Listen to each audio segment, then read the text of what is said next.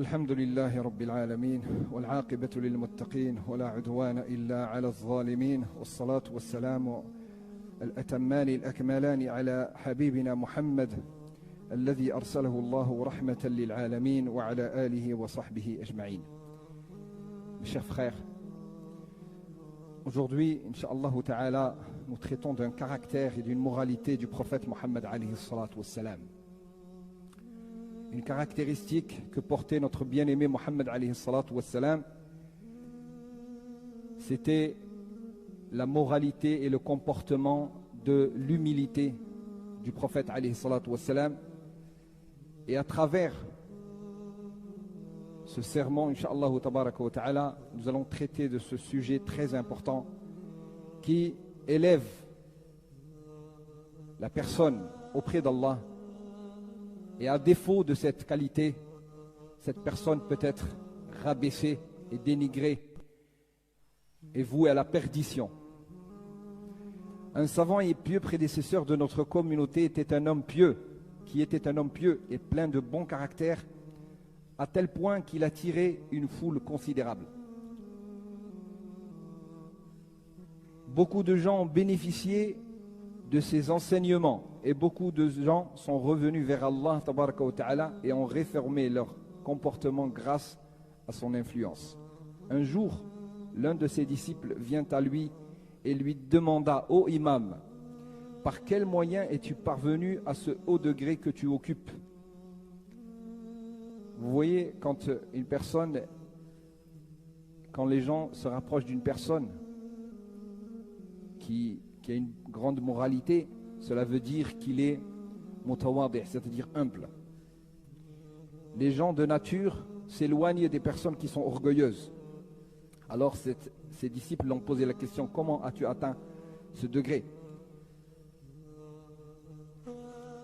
Ô imam, par quel moyen es-tu parvenu à ce haut degré que tu occupes? Il a dit: j'ai considéré quelles étaient les voies qui conduisent à Allah et j'ai vu qu'elles étaient toutes encombrées, sauf une porte que j'ai trouvée libre, si bien que je l'ai empruntée. Donc ces gens-là déjà, ils analysent la situation, ils regardent, ils observent, parce qu'ils veulent atteindre Allah subhanahu wa ta'ala, et après ils prennent le chemin qui conduit à Allah subhanahu wa ta'ala. Donc il a dit: si bien que je l'ai emprunté. Cette porte, c'est la porte de la modestie et de l'humilité. Le terme al-inkisar qu'on a utilisé a un sens précis, celui d'un cœur dont l'orgueil est brisé. Inkasara, le mot inkasara en arabe veut dire se briser. Combien avons-nous besoin, mes frères, besoin de nous inspirer du comportement du prophète et des hommes pieux, qui ont pris pour modèle, bien sûr, les hommes pieux ont pris pour modèle notre bien-aimé Mohammed alayhi salatu wassalam, dont le caractère était imminent et dont la mission était de parachever les moralités, les nobles caractères. Cet échange entre cet imam et ses disciples nous permet d'apprécier une qualité morale de premier ordre, à savoir l'humilité. Ceux qui suivent la voie de l'humilité sont peu nombreux, surtout dans le contexte d'une civilisation matérialiste qui entraîne le plus souvent les individus à être enflés d'orgueil. Ils sont enflés d'orgueil du fait qu'ils ont le matériel, qu'ils ont la dunya. Or, l'humilité est l'une des portes qui rapproche d'Allah. Allah aime les gens qui sont humbles, même riches. Tu es riche, mais quand tu es humble, tu es aimé d'Allah subhanahu wa ta'ala. Il y avait parmi les sahaba des gens qui étaient riches, pourtant Allah les a tous agréés. Radiyallahu anhum wa radu anhu. Et c'est d'autant plus difficile d'être riche et en même temps humble. Donc c'est une qualité vraiment très rare chez les gens qui sont riches. La personne qui est pauvre doit être humble, il ne peut faire autrement. L'humilité est l'une des portes qui rapproche d'Allah, exalté soit-il. L'humilité est l'une des portes qui permet d'arriver jusqu'à notre Seigneur. Allah nous a ordonné de nous comporter avec humilité. Il dit dans le sens du verset dans le Coran: et abaisse ton aile. Le verset est orienté vers le prophète alayhi salam. Et abaisse ton aile, c'est-à-dire sois modeste et bienveillant avec ceux des croyants qui t'ont suivi. واخفض جناحك لمن اتبعك من المؤمنين. Allah glorifié soit-il a dit également, et ne foule la terre avec orgueil.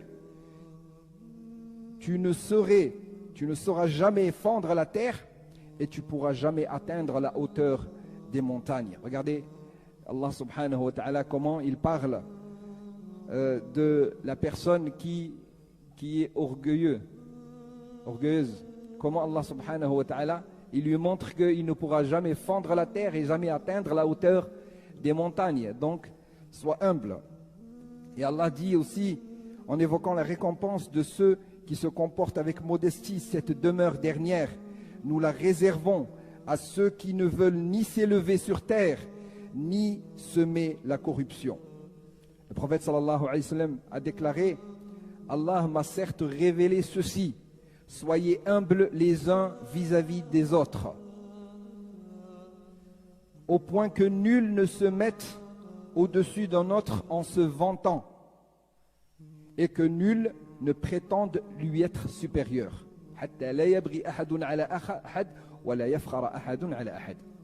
Mes chers frères et sœurs, mes chers frères, Inch'Allah ta'ala, si le musulman se montre modeste,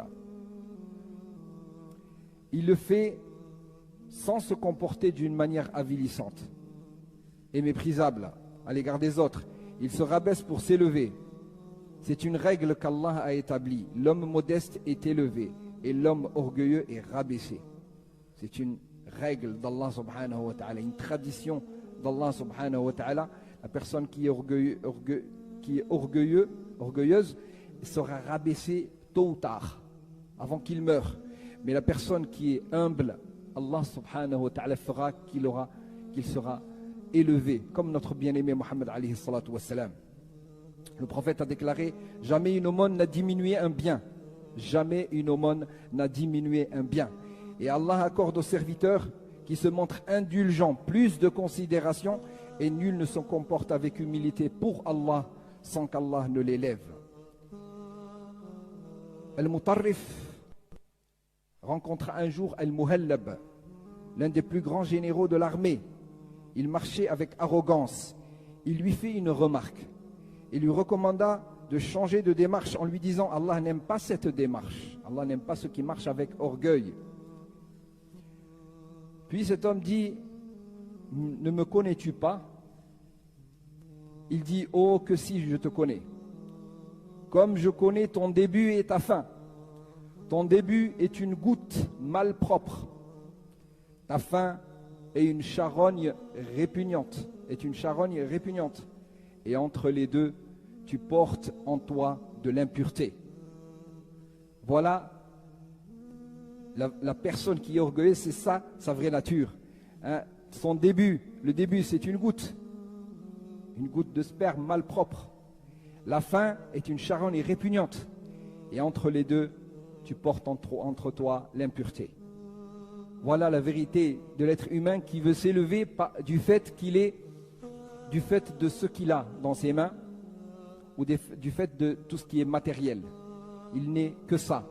Mais la personne qui a des caractéristiques, une moralité, des comportements qui est conforme à ce qu'Allah lui demande, et le prophète alayhi salatu wa salam, cette personne sera élevée inda Allah subhanahu wa ta'ala avant même qu'elle soit élevée auprès des gens. اللهم ارزقنا التواضع يا رب العالمين. اللهم أرنا الحق حقا وارزقنا اتباعه وأرنا الباطل باطلا وارزقنا اجتنابه. اللهم حبب إلينا الإيمان وزينه في قلوبنا وكره إلينا الكفر والفسوق والعصيان واجعلنا اللهم من الراشدين. اللهم إنا نسألك من خير ما سألك نبيك محمد صلى الله عليه وسلم وعبادك الصالحون، ونعوذ بك من شر ما استعاذك منه نبيك محمد صلى الله عليه وسلم وعبادك الصالحون. اللهم ارفع مقتك وغضبك عنا يا رب العالمين. اللهم ارفع مقتك وغضبك عنا يا رب العالمين. اللهم إنا نعوذ بك من الفتن ما ظهر منها وما بطن. اللهم ارحم شهداء المسلمين. اللهم ارحم شهداء المسلمين. اللهم ارحم شهداء المسلمين. اللهم فك أسر المأسورين. اللهم لا تدع لنا في مقامنا هذا ذنبا إلا غفرته، ولا هما إلا فرجته، ولا دينا إلا قضيته، ولا مريضا إلا شفيته، ولا حاجة من حوائج الدنيا والآخرة هي لك رضا ولنا فيها صلاح إلا أعنتنا على قضائها برحمتك يا أرحم الراحمين. اللهم اجعل جمعنا هذا جمعا مباركا مرحوما، وتفرقنا منه سالما معصوما، ولا تجعل فينا ولا معنا شقيا ولا محروما. اللهم اشف مرضانا ومرضى المسلمين، وارحم موتانا وموتى المسلمين. سبحان ربك رب العزة عما يصفون، وسلام على المرسلين.